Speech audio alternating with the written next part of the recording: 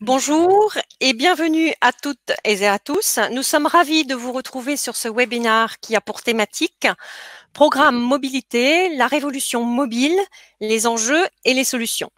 En effet, l'usage du numérique et des technologies mobiles en particulier a été largement adopté pendant la crise du Covid. Comment aujourd'hui passer d'un usage ponctuel à un usage quotidien? Comment accompagner les établissements et leur personnel de santé dans cette révolution mobile et surtout, pour quels bénéfices? Pour répondre à ces questions et discuter des enjeux d'un projet de mobilité, nous avons ce soir 4 intervenants. Une en la personne de Dominique Pont, délégué ministériel Agence Santé Numérique, référent numérique du ministère, précurseur dans son établissement, la clinique Pasteur à Toulouse. Il nous fera un retour sur l'usage du numérique pendant le Covid et les mesures d'accompagnement des établissements. Puis, Monsieur Rodolphe Bourret, directeur général du centre hospitalier de Valenciennes. Le centre hospitalier de Valenciennes est un des premiers à avoir équipé ses personnels en smartphone. Rodolphe Bourret nous expliquera pourquoi et nous fera partager son expérience. Le docteur Morquin, docteur au CHU de Montpellier et président de la délégation à l'usage clinique du numérique. Il a été en première ligne, quant à lui, au CHU de Montpellier pour la mise en place rapide d'organisations dédiées aux patients Covid. Il nous fera partager son retour d'expérience sur l'adoption de la mobilité par les personnels médicaux. Nous continuerons avec Jacqueline Hubert, ancienne directrice générale du CHU de Grenoble, maintenant directeur support et transformation Vivalto Santé. Elle reviendra sur l'expérience menée au CHP Sainte-Marie avec l'introduction d'une solution mobile et d'alerting dans un service de médecine interne en nous parlant de l'adhésion des personnels et de l'impact sur la qualité de vie au travail. Enfin, nous compléterons ces interventions avec 2 industriels qui ont décidé d'associer leurs compétences pour accompagner les établissements de santé dans cette transition mobile. Patricia Murphy, directrice générale Enterprise Apple France, et Frédéric Vaillant, directeur général du groupe Dedalus France. Tous les 2 partageront avec nous leur vision de la mobilité et parleront de solutions concrètes pour déployer des terminaux mobiles. Alors, quelques petits éléments de logistique. Vous avez la possibilité de poser des questions durant ce webinaire, toute la durée du webinaire, en utilisant l'onglet « Questions » en haut à droite, sans utiliser toutefois le chat, et en précisant à qui vous voulez poser votre question. Ainsi, les différents interlocuteurs y répondront à la fin de ce webinaire. Je souhaite également vous préciser en préambule qu'aucune captation ou enregistrement de ce webinaire n'est autorisé et qu'un replay sera disponible. Donc, nous passons la parole en premier lieu à Dominique Pont, juste pour effectivement avoir les retours d'expérience Covid-19, comment la mobilité a été adoptée naturellement par les personnels pour supporter la mise en place rapide des nouvelles organisations. À vous, Monsieur Pont.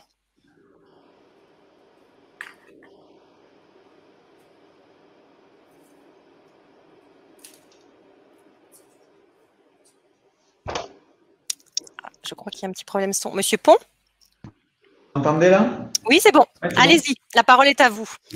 Je disais que là, je vais faire un premier retour d'expérience en tant que directeur d'une clinique, voilà, à Toulouse, voilà, qui s'appelle la clinique Pasteur. Pendant la crise Covid, j'ai été amené à, comme tout directeur, être H24 auprès de mes équipes pour gérer cette crise très anxiogène. Hein. Maintenant, on est dans une phase où il n'y a plus d'inquiétude, mais il faut se rappeler quand même qu'il y a 2 mois et demi, c'était ultra stressant pour tout le monde. Ce qui a été marquant, en fait, en termes, voilà, sur ce qui s'est passé sur le terrain en matière de numérique en santé pendant cette crise Covid dans mon établissement, et je vais témoigner à ce niveau. Le premier point, c'est que toutes les barrières ont sauté pour aller vite. Et ça a été ultra marquant. C'est-à-dire que tout ce qui paraissait être très long à mettre en place, les freins, les conservatismes des uns et des autres, ça a sauté en l'espace de quelques jours pour développer tous azimuts le numérique en santé. Donc, ce qui a été développé, c'est énormément de téléstaff, de téléconsultations. Moi, j'avais jamais vu mes anesthésistes faire autant de téléconsultations. Jamais. Ce qui a été marquant, c'est tout ce qui a été outil de surveillance de nos patients. La télésurveillance s'est développée à une échelle massive, complète. Le portail patient de mon hôpital qui était déployé à peu près à 30% de mes patients, en 15 jours, il a été déployé à 100% de mes patients avec un taux d'adhésion de nos propres patients de plus de 80%. Donc des chiffres qu'on n'a absolument pas l'habitude d'avoir dès lors qu'on a des projets numériques. Ça, c'est le premier point qui a été marquant. Le deuxième point qui a été marquant et qui fait le lien un petit peu pour moi avec les fonctions que j'occupe au niveau du ministère, c'est que franchement, on a l'habitude de tout le temps bâcher les fonctionnaires, mais ça a été fantastique ce qui a été fait au niveau national. Les gens s'en rendent pas compte, mais ce sont des véritables exploits quand même. Hein. Quand on imagine qu'en 3 semaines, il y a eu un système d'information de dépistage qui s'appelle SIDEP, qui a permis de collecter la totalité des tests PCR de France, des 5000 labos français qui font des tests PCR en 3 semaines. Enfin, à mon avis, c'est jamais arrivé dans l'histoire de l'e-santé en France. Quand on imagine qu'on a mis en 15 jours en place une plateforme de référencement de toutes les solutions de téléconsultation pour que tout l'écosystème, les hôpitaux puissent choisir dans des outils référencés, c'est jamais arrivé. Les grands outils qui indiquent sur une carte de France où sont les labos qui permettent de faire des tests PCR et bientôt des tests sérologiques. Quand on imagine qu'on a mis en place des outils de déclaration des médicaments en tension avec un outil qui s'appelle MAPEUI qu'on a utilisé tous les jours dans les établissements de santé pendant la crise, qui a été fait par la DGOS, par le ministère en 15 jours. Enfin, c'est des ordres de grandeur de temps et de déploiement qu'on n'a jamais connus. Donc ça, c'est le super côté. Voilà. Moi, je suis ravi de ça. On verra après comment ça se pérennise, etc. Le moins bon côté de tout ça, c'est que ça s'est pas forcément fait dans les règles d'orthodoxie, de sécurité, de confidentialité, d'éthique, etc. Donc ça, on en reparlera. Mais bon, en France, on a tout le temps l'habitude de voir le verre à moitié vide. Moi, j'ai aujourd'hui envie de voir le verre à moitié plein. D'accord. Je crois aussi que WhatsApp a été immédiatement utilisé en dehors de tout cadre réglementaire, comme vous le disiez très justement, un peu sans sécurité. Le personnel de santé a naturellement utilisé son smartphone personnel. Dans ce contexte, comment pérenniser ces usages justement? Comment passer d'une utilisation en temps de crise, comme vous le disiez justement, du numérique et des technologies mobiles en particulier, à une utilisation dans la pratique quotidienne?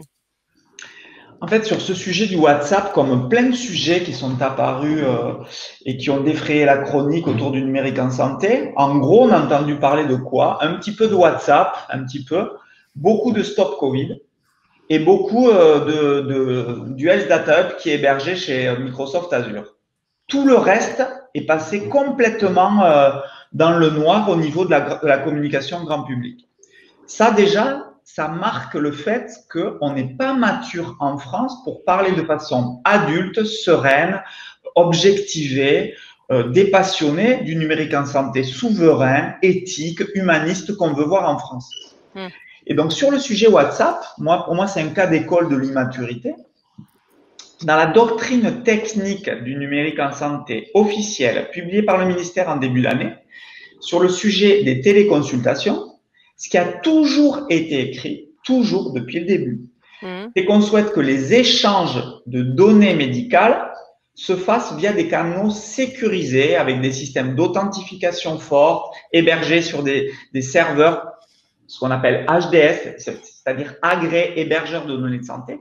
Mais les flux vidéo en tant que tels, il n'y a jamais eu de contrainte pour que ça se passe dans un cadre, que ça soit hébergé dans un serveur HDS ou que ça nécessite des mécanismes d'authentification fortes et sécurisés, dans la mesure où on ne fait que du flux vidéo.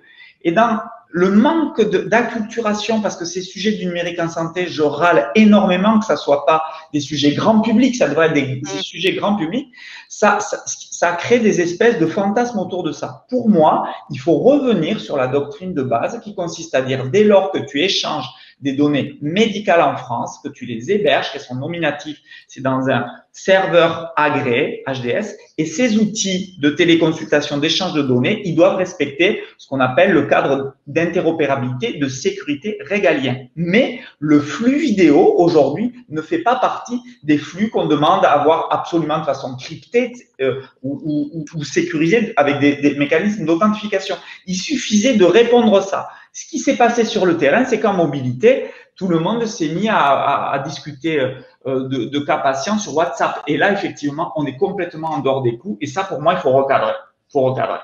D'accord, très bien. Merci Monsieur Pont pour cette intervention. Je pense que nous avons bien compris effectivement quel était le contexte. Et maintenant, nous allons passer à l'intervention de Rodolphe Bourret, directeur général du Centre hospitalier de Valenciennes, qui nous donnera un peu l'historique et les raisons qui ont fait que le Centre hospitalier de Valenciennes est un des premiers en France à déployer des smartphones pour ses personnels. Monsieur Bourret, pouvez-vous nous dire comment les technologies mobiles et les smartphones ont été déployés au centre hospitalier de Valenciennes et quel retour du personnel de santé? Alors nous, ça fait déjà plusieurs années qu'on a mis en place une plateforme de mobilité. Donc notre plateforme de mobilité, elle a été imaginée sur le principe d'une plateforme d'usage d'abord. Et donc ce qui a été pour nous important, ça a été de savoir ce qu'on voulait avoir comme mobilité. Et on est parti de notre principe qui était de dire que chacun chez nous était prescripteur et en même temps diffuseur d'informations. Ce qui a motivé un petit peu cette mobilité, c'est qu'on a souhaité rendre une interopérabilité entre les outils de mobilité, on va dire, personnels et également nos applications. Il y a la possibilité d'avoir via des liens sécurisés pour nos applications de notre système d'information hospitalier, des terminaux de mobilité qui permettent à chacun de les utiliser en fonction. Et donc, on a des passerelles, effectivement, qui nous permettent d'avoir des écrans pour accompagner nos équipes, des écrans de 4e dimension.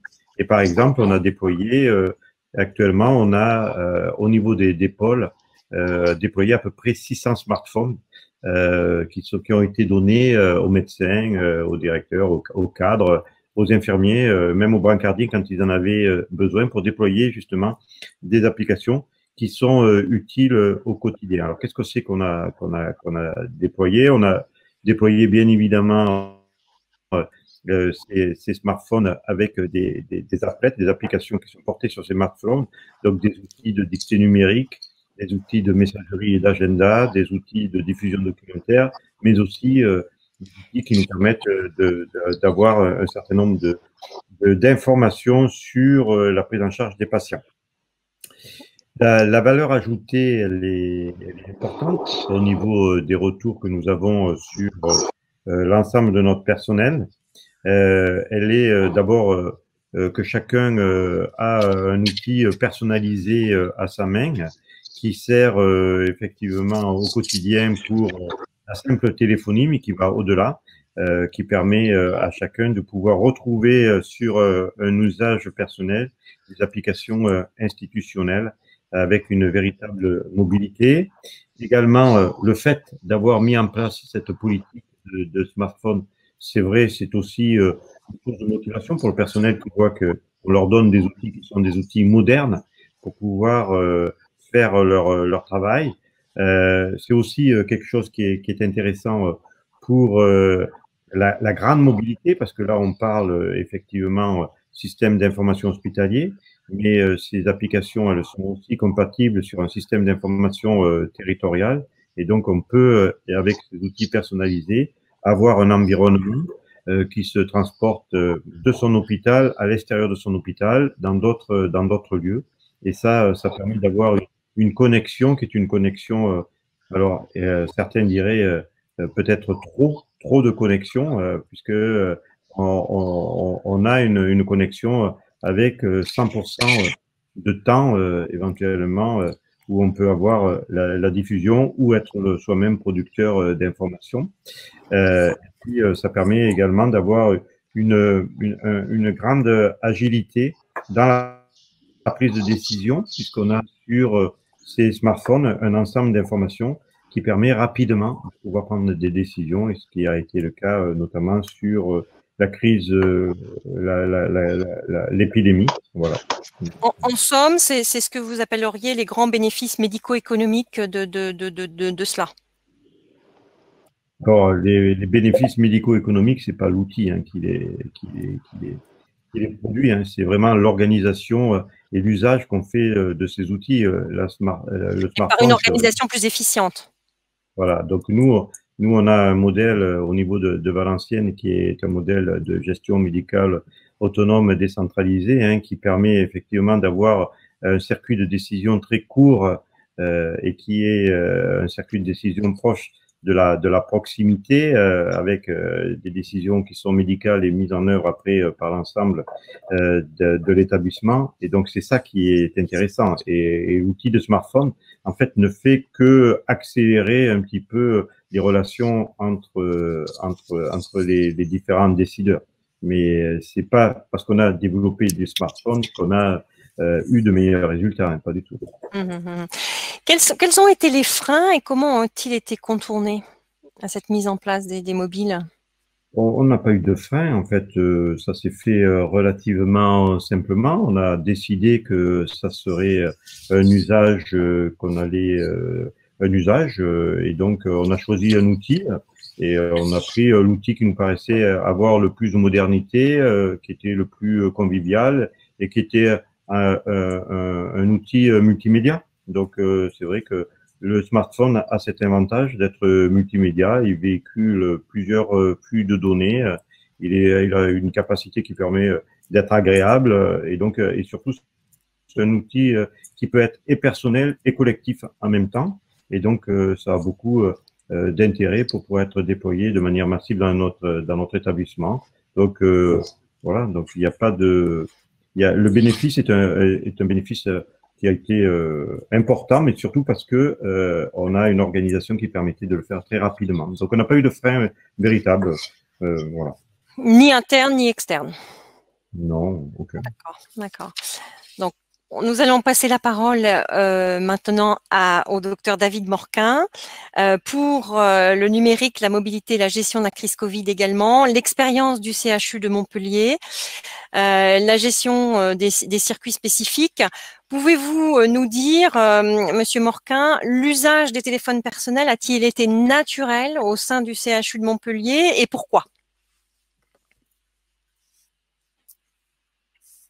Première idée en fait que sous-tend votre question, ce serait qu'on utilise comme toute la population en fait des téléphones personnels de plus en plus puissants pour la vie courante et puis qu'on ne les utiliserait pas à l'hôpital et que tout d'un coup on se serait mis à les utiliser. Alors il y a quand même des données qui montrent qu'il y a 7 ans en fait il y avait un tiers des médecins britanniques et même des infirmières qui utilisaient WhatsApp dans leur pratique quotidienne. Donc, pour le partage de résultats, pour les photos cliniques, pour les demandes d'avis, pour la coordination des équipes. Donc, cette idée-là, c'est pas quelque chose de nouveau. La deuxième idée, c'est que lorsque alors, sous réserve de ce qu'a fait Valenciennes, mais jusqu'à maintenant, aucune DSI n'a pu fournir une flotte de smartphones de dernière génération qui puisse être concurrentielle avec ce que l'individu lui-même pourrait avoir comme équipement. Donc, il y a toujours un gap énorme entre la possibilité qui est offerte par la technologie à l'individu et ce que pouvait jusqu'à maintenant proposer un établissement. C'est pour ça que finalement, depuis très longtemps, il y a des systèmes d'information qui sont des systèmes d'information fantômes, c'est-à-dire qu'ils sont informels, ils n'existent pas. Ils sont utilisés, mais ils sont même pas niés en fait. C'est juste qu'ils ne respectent pas les contraintes du cadre formel parce que plus vous voulez introduire de la sécurisation, de l'authentification, j'entends bien ce qui a été dit sur le fait de recadrer ces situations, mais plus en fait vous risquez, en standardisant, en recentralisant, d'appauvrir l'usage de ces applications. Et donc, du coup, c'est extrêmement difficile parce qu'il y a une contradiction entre efficience d'un côté, ce que le système vous permet de faire et d'être dans votre quotidien en tant que médecin, et ce qu'apporterait un usage plus formel, légitime, sécurisé. Donc oui, bien sûr, l'usage il va être naturel si l'application apporte de la valeur au-delà juste de la simple sécurisation de l'information ou de rentrer dans la norme. La marche à grimper est assez forte en fait. Mmh. Mmh. Comment pensez-vous qu'une solution d'alerting et de coordination puisse supporter les organisations en temps de crise, mais également au quotidien? Alors en fait, si on imaginait une application d'entreprise, indépendamment du choix de est-ce que j'ai un smartphone qui est le mien ou celui qui m'est fourni par mon hôpital, en fait, pour qu'elle vienne supporter, il faudrait beaucoup de si, c'est-à-dire qu'elle présente qu'elle m'aide moi à être plus efficace dans mon travail, qu'elle me rende plus performant. Donc en fait, la première chose, c'est la perception de l'individu. C'est est-ce que ça va me permettre d'être efficace? Est-ce que j'en ai le contrôle? Est-ce que j'en ai la maîtrise? Est-ce que ça va me faire gagner du temps? Et est-ce que ça va préserver mon autonomie d'action? Et en fait, si vous loupez une marche par rapport à ça, c'est difficile de remonter. Et puis, indépendamment de ce qu'on pourrait appeler l'usabilité, en fait, c'est est-ce que ça va coller avec le processus de travail qui m'intéresse? Est-ce que ça répond à un vrai besoin? Et en fait, ce type d'application, elle sera pertinente dans un contexte si elle apporte pas de surcharge cognitive, si elle m'assiste au lieu de me ralentir. Et donc, parfois, ça demande d'aller très, très loin dans la compréhension des processus métiers sur lesquels on voudrait greffer cette application. Et ça suppose aussi d'être en capacité d'adapter en permanence l'application à l'usage de l'organisation. Enfin, du point de vue de l'organisation, bah, en fait, il y a des multiples aussi. C'est-à-dire que est-ce que tous les établissements, je ne pense pas que tous les établissements aient comme Valenciennes une stratégie sur l'équipement smartphone personnel. Et en dessous, est-ce que tous les établissements ont une stratégie sur le fait de permettre des applications d'entreprise sur smartphone indépendamment du système utilisé? Alors, donc ça fait beaucoup de si pour savoir si une application peut venir supporter une gestion de crise, une coordination d'équipe et ainsi de suite. Tout est possible et heureusement que tout est possible.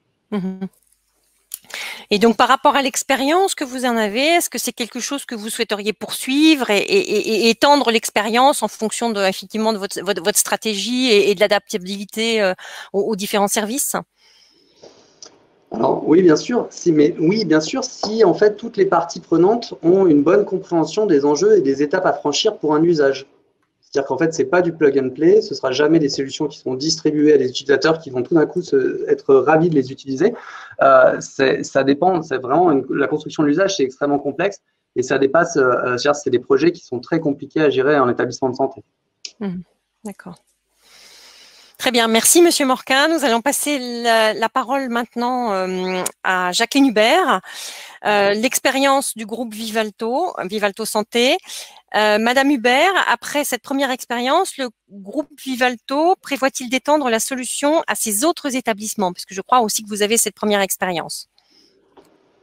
Alors, moi, je veux resituer un petit peu les choses. Donc, effectivement, nous sommes aujourd'hui dans le cadre d'un POC, Proof of Concept, c'est-à-dire qu'aujourd'hui, nous avons 40 établissements. Nous sommes en train de faire ce POC sur un établissement, la clinique Sainte-Marie à Osny, dans le 95. Et donc, dans un premier temps, nous avons testé la solution entre le service des urgences et le service de médecine interne, donc le post-urgence. Et donc, il y a eu des résultats positifs. Et à notre grande surprise, on a vu que les personnels téléchargeaient l'application sur leur propre smartphone plutôt que d'utiliser le smartphone qui leur était prêté pour le POC. Donc, effectivement, ça a été assez surprenant. Et on sait tous qu'avoir 2 smartphones, ce n'est pas du tout facile au quotidien. Donc, du coup, ça a fait évoluer notre POC, puisque l'idée, c'est de le généraliser sur cette clinique d'Osny et à déployer dans un second temps, toujours sous l'axe POC, 200 smartphones qui se substitueraient effectivement au DECT. C'est bien le but recherché. Donc aujourd'hui, vous dire si on va généraliser, eh bien écoutez, si le POC s'avère probant, on va le faire. Et puis si on a effectivement ce retour sur investissement que nous, on situe au niveau de la qualité de vie au travail. On pense que, et ça a été évalué, aujourd'hui les soins sont très perturbés par des appels incessants de toute nature, qu'il s'agisse des médecins, qu'il s'agisse des paramédicaux.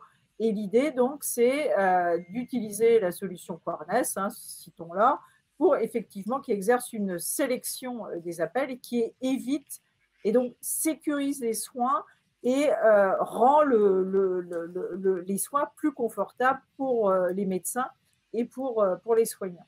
Donc, vous dire qu'on généralise, on attend le POC, bien évidemment. Voilà, alors c'était un peu l'objet de la deuxième question, en vous demandant comment le groupe Vivalto planifie-t-il le déploiement des smartphones dans ses établissements, sous réserve évidemment, comme vous l'indiquiez, du POC et peut-être de l'intégration dans les services d'urgence et services internes sur Sainte-Marie à Osny.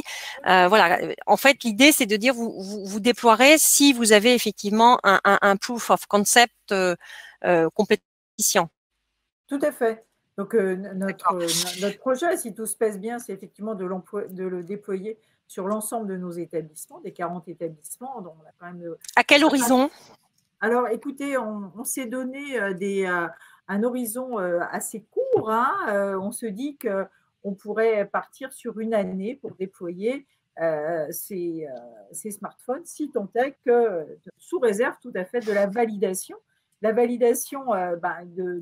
plus apporté en termes de qualité de vie au travail, et puis la faisabilité économique, bien évidemment. D'accord. Vous insistez effectivement sur le fait que c'est aussi en faveur de la qualité de vie au travail, mais quel impact en termes de ressources humaines et comment le groupe Vivalto compte-t-il accompagner ce changement, justement par rapport à ces problématiques de ressources humaines? En termes de ressources humaines, donc justement, on peut parler quand même d'une innovation un petit peu disruptive. On n'avait pas l'habitude on n'avait pas pensé à déployer de la mobilité, même si Rodolphe dit qu'il avait déjà fait précédemment. Ce n'était pas un projet que nous avions. Mais là, en fait, la première utilisation et la première réussite du POC entre deux services nous a fait dire qu'il fallait qu'on ait toute une réflexion sur notre gestion de flotte. Qu'est-ce qu'on va faire? Aujourd'hui, on penche plutôt vers la solution d'une aide à l'achat de la part de l'employeur, avec aussi des solutions de secours. Il y a beaucoup de techniques à valider. C'est quelque chose d'extrêmement nouveau. Il va falloir négocier aussi avec les partenaires sociaux, expliquer que du coup, un outil personnel devient un outil de travail. Donc, il faut effectivement qu'il y ait une participation de l'employeur. Donc, on va se faire aider et accompagner parce que ça nécessite effectivement de bien expliquer ce que nous attendons de cet outil et l'intérêt qu'il peut avoir pour les soignants. D'accord. Très bien. Merci, Madame Hubert.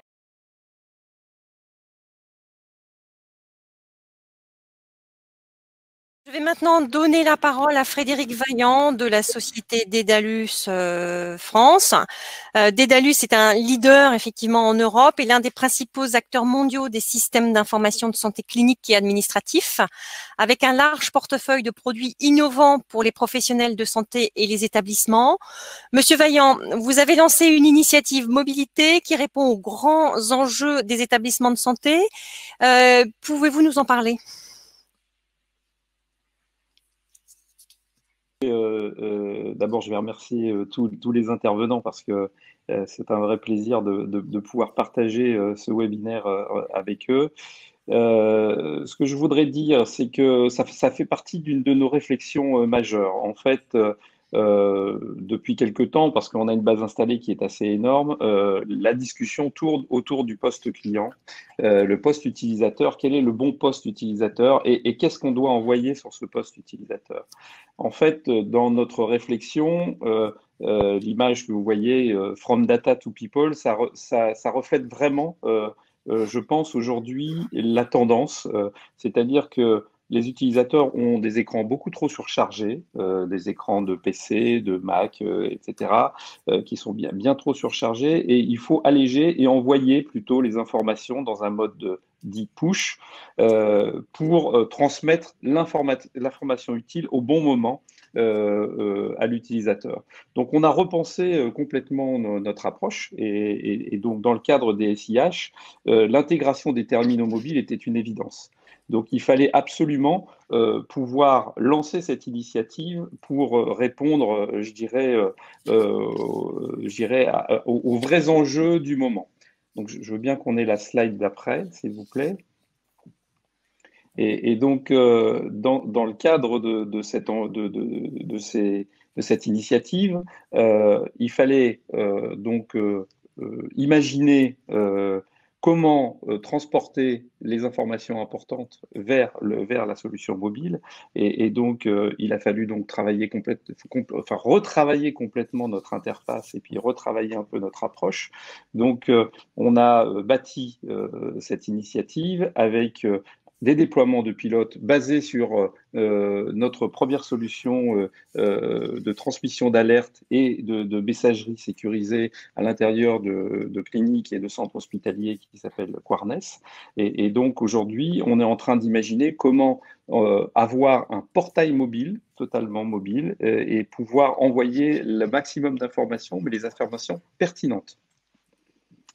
On peut passer peut-être au slide d'après. Voilà, et pour faire ça, il fallait s'entourer, je pense, vraiment des bons interlocuteurs du moment. Donc, bien entendu, on a une collaboration forte avec Apple. Hein, donc, Dedalus s'est rapproché d'Apple. Alors, pas uniquement d'Apple, hein, on travaille aussi sur Android parce qu'on ne peut pas malheureusement être exclusif. Et aujourd'hui, c'est un monde très ouvert.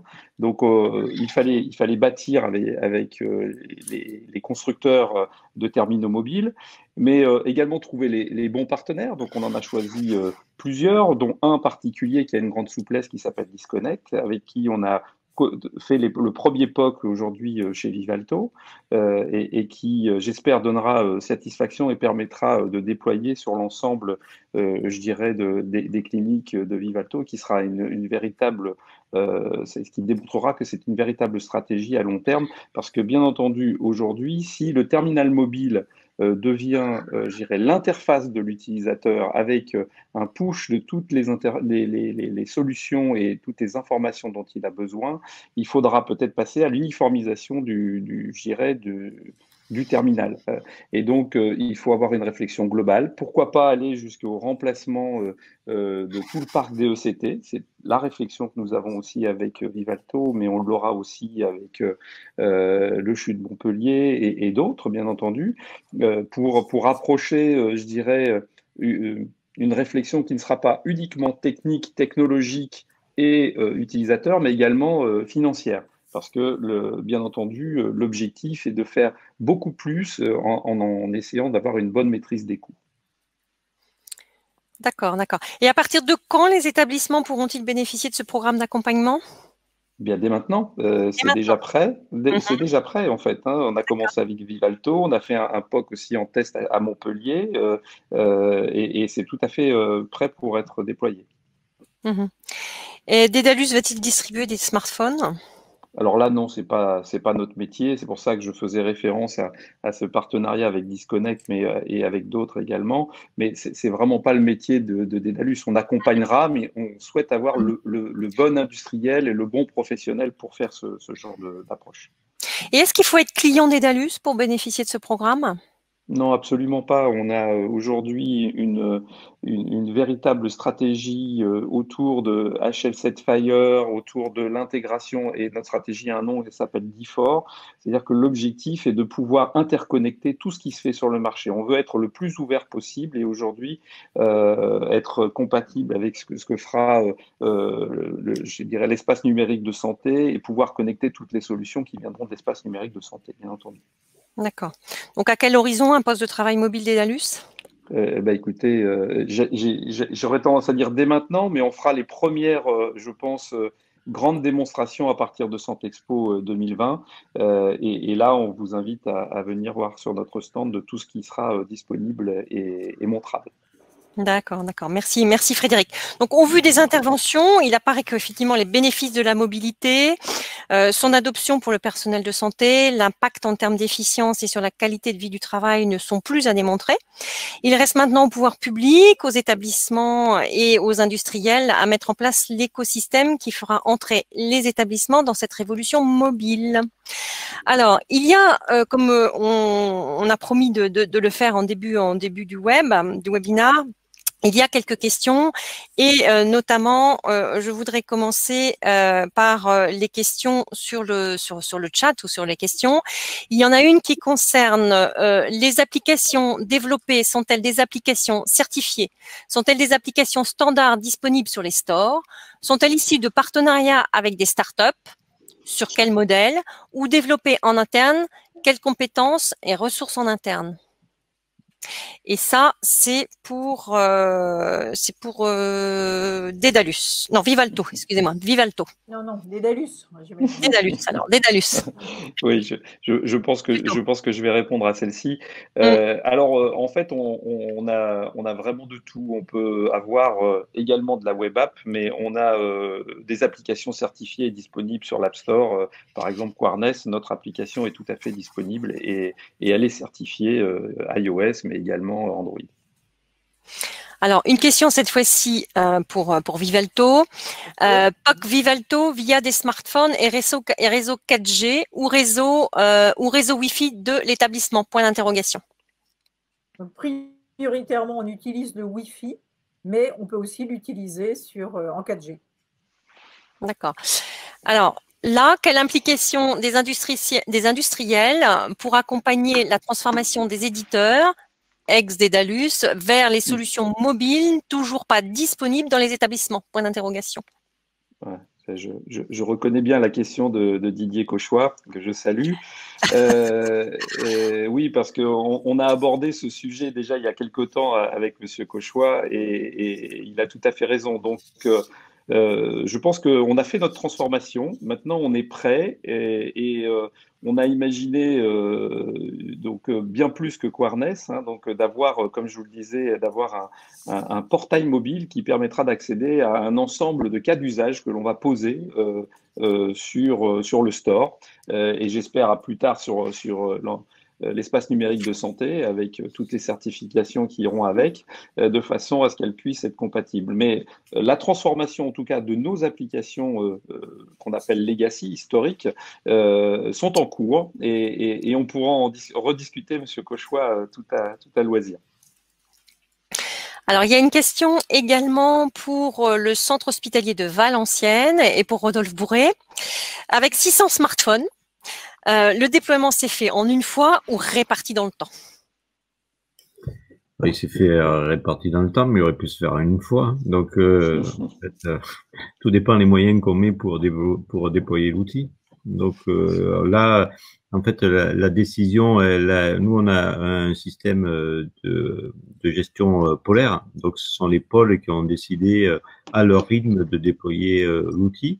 La plupart ont choisi d'aller assez vite, donc le temps de la commande et de l'installation, et puis c'était fait. Après, bon, bien évidemment, il y a eu le développement de certaines applications et de l'interopérabilité, c'est ce qui a pris le plus de temps, mais en soi, la décision elle a été prise par les chefs de pôle. Et donc pour répondre à cette question, comment a été impulsée cette transformation? C'est plutôt par les chefs de pôle. Ah, totalement. Vers une gestion plus autonome des services? Nous, on a une gestion très autonome des services, puisqu'on a un mode de délégation très poussé au centre hospitalier de Valenciennes qui est unique en France. Donc, et je vous invite peut-être un jour à l'explorer plus en avant. D'accord. Une question pour David Morquin. La prise en main du smartphone semble assez intuitive et le soignant l'attend. Que vous inspire le modèle économique évoqué par Jacqueline Hubert où le soignant pourrait choisir entre un terminal fourni par l'établissement ou un terminal sur lequel une participation serait proposée? Alors, moi, très clairement, je ne crois pas… alors, je vais pondérer en fonction des catégories d'utilisateurs, mais il est certain que certains utilisateurs préféreront avoir un seul téléphone et donc le choix d'une participation et donc un financement ou un support ou quelle que soit la modalité, mais favoriser l'utilisation d'applications d'entreprise sur un personnel, sur un équipement personnel me paraît plus judicieux pour certaines catégories de personnel, notamment ceux qui préféreront utiliser leur portable qui serait plus performant, plus adapté. Après, d'autres utilisateurs, eux, souhaiteront ne pas avoir leur téléphone personnel. Et donc là, effectivement, ça pourrait être un pack minimum avec un smartphone avec les fonctionnalités minimum. Mais je pense que les solutions où on a 2 téléphones. Enfin, moi, j'ai vécu avec 4 téléphones à certaines gares, c'est l'horreur.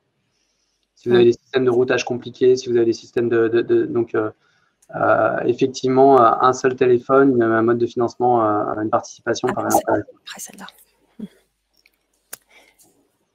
Merci, Monsieur Morquin. Une question pour Dominique Pont. Au moment où les PC ont été introduits dans les établissements, ceux-ci ont bénéficié d'aide pour s'équiper. Peut-on imaginer le même support pour la mobilité, Monsieur Pont? Vous m'entendez là? Oui, c'est bon? Oui, oui, c'est bon. En fait, il y a déjà plusieurs plans qui peuvent servir à de l'équipement. Hein.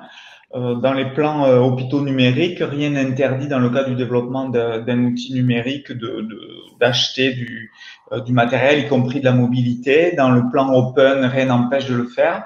Et pour tout vous dire, on vient d'annoncer une feuille de route dédiée au médico-social et dans le cœur du financement qui sera porté, c'est les équipements, notamment les équipements mobiles. Et enfin, j'espère que le Ségur de la santé fera la part belle au numérique et donc je pense que la mobilité sera aussi au cœur des enjeux qui pourront être portés par le Ségur aussi. D'accord. Monsieur Vaillant, Frédéric, quels sont les prérequis pour déployer la solution dont vous avez parlé, cette solution? Les prérequis, il y en a presque pas parce que en fait, on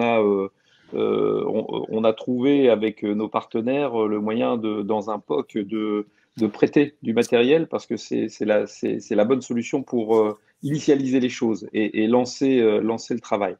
Et ce test qui permettra de voir si on peut le généraliser.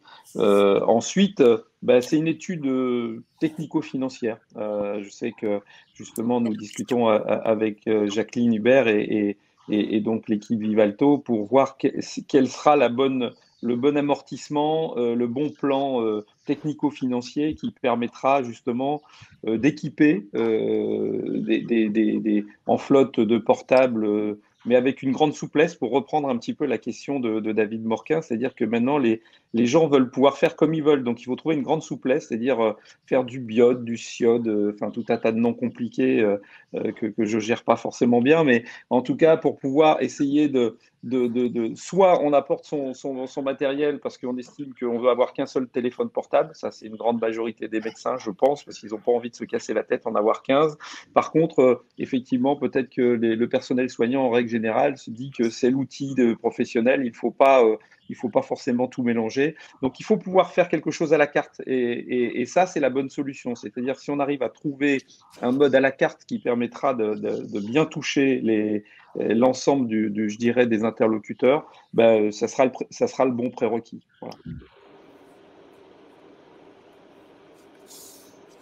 Voilà, je pense qu'effectivement, on a fait un peu le tour des questions. Merci à tous, en tout cas, pour l'ensemble de vos interventions. Merci à vous, effectivement, les personnes qui sont connectées ce soir pour ces questions, qui sont passionnantes, on le voit. On voit qu'on est à l'aune, effectivement, d'une révolution, où en tout cas, le Covid a permis une nouvelle donne de communication dans le cadre et dans le monde hospitalier. Merci à vous tous et à bientôt. À bientôt. Merci. Au revoir. Merci, au revoir.